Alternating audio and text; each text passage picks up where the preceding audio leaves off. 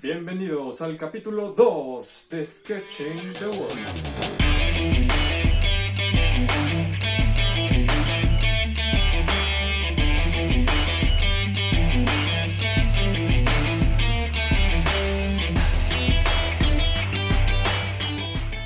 En este capítulo vamos a hablar de dos temas súper importantes. Estos temas podrían parecer muy complejos, pero en realidad son muy sencillos, a pesar de que podemos llegar a niveles de complejidad impresionantes cuando los entendemos perfectamente. Pero antes que nada, vamos con los materiales que necesitamos para este capítulo. Además de una buena superficie lisa y amplia donde trabajar y unas 7 o 10 hojas blancas para poder dibujar, necesitamos un bolígrafo de cualquier color, de preferencia de algún color oscuro que contraste con el color de la hoja para que podamos ver nuestros trazos de las líneas guías y estar bien sentaditos y con muchísimas ganas de aprender.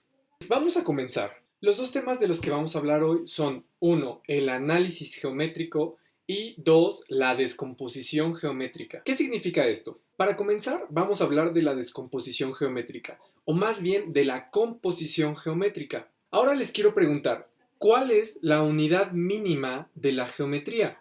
Así como la ciencia ha descubierto que la materia tiene unidades mínimas que son las partículas subatómicas, hasta donde sabemos,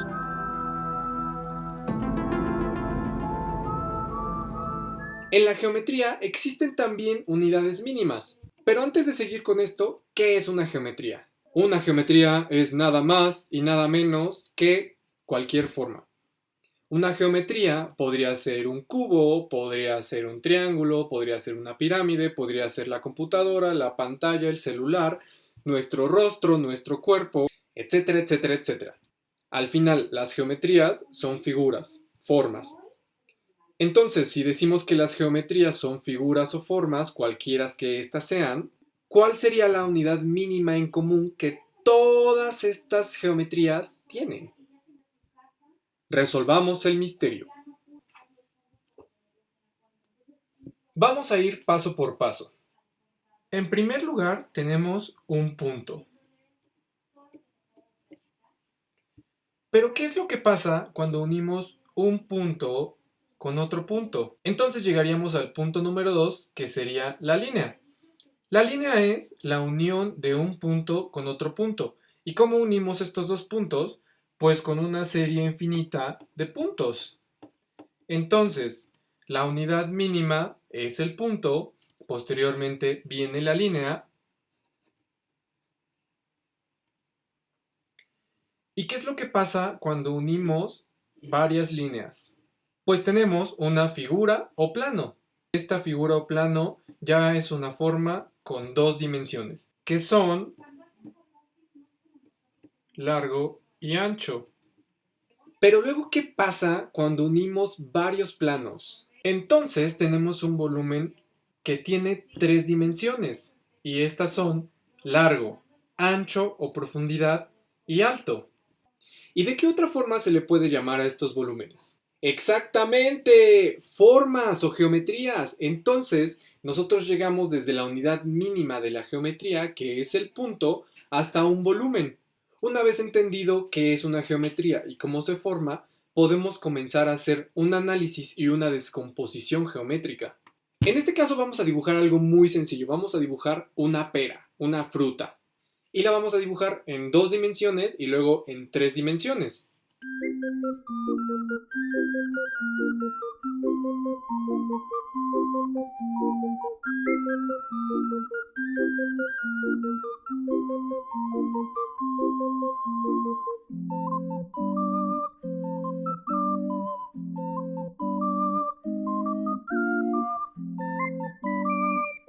Aquí tenemos una pera. ¿Y cómo hacemos para descomponer geométricamente una pera?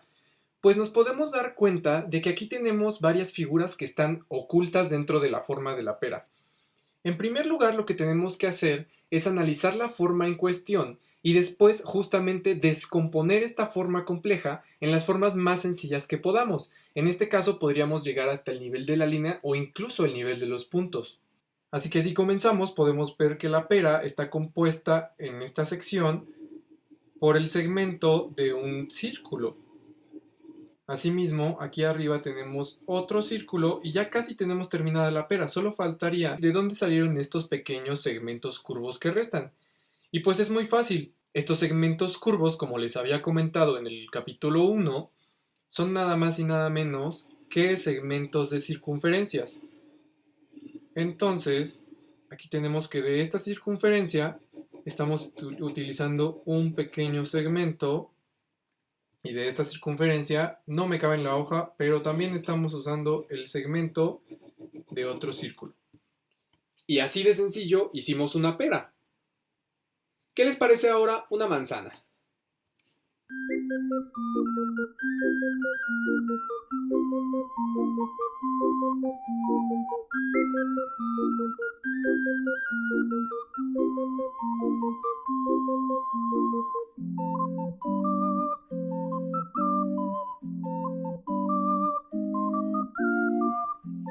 Aquí mi manzana me quedó un poquito exagerada, en realidad parece una muela o algo así, pero bueno, vamos a trabajar sobre esto.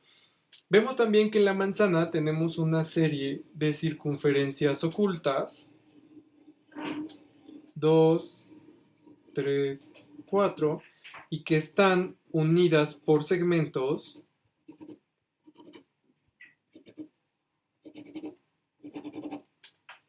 y estos segmentos son arcos y los arcos son segmentos de circunferencias más grandes.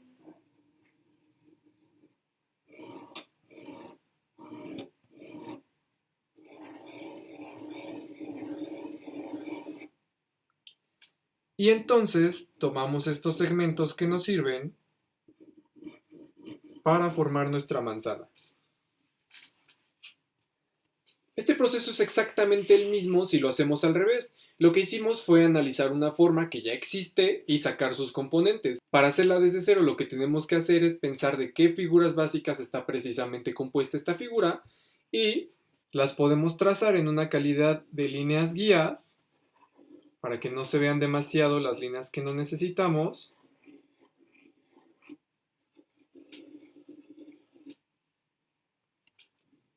Y posteriormente marcas las líneas que sí necesitas.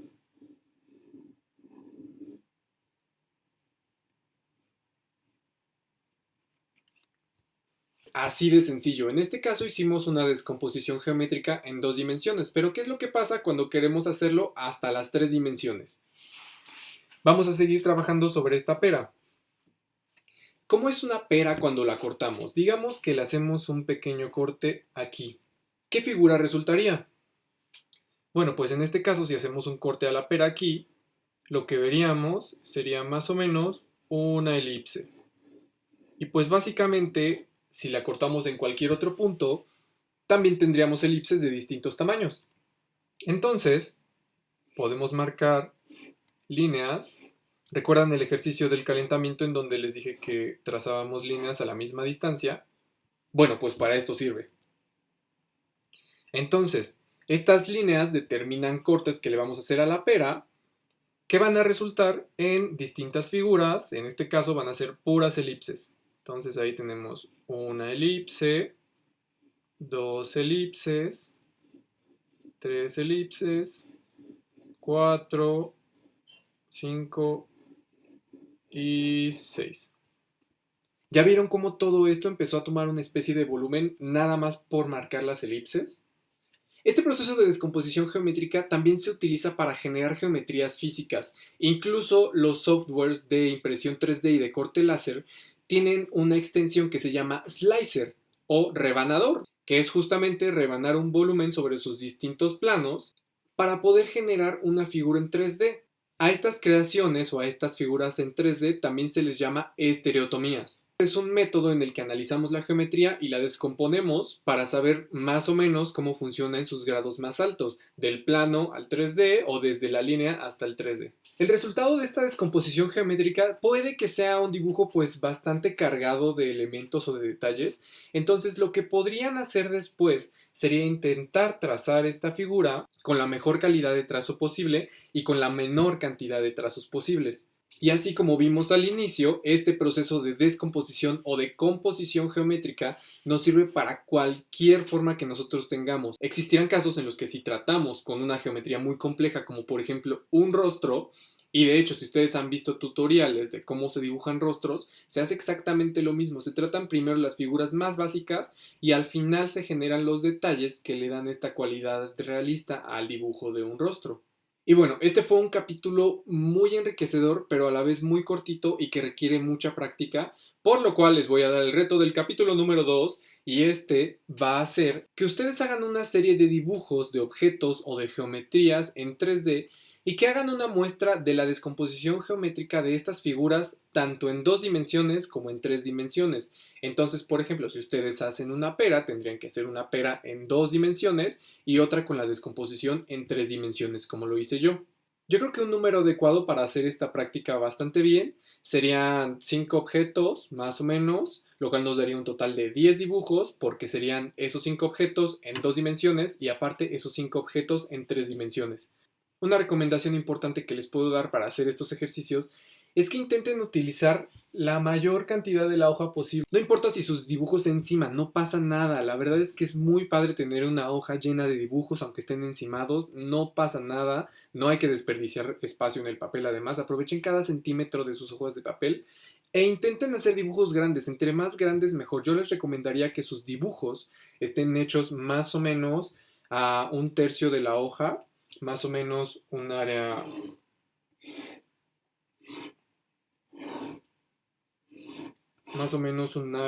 un tanto así, sería un dibujo de buen tamaño.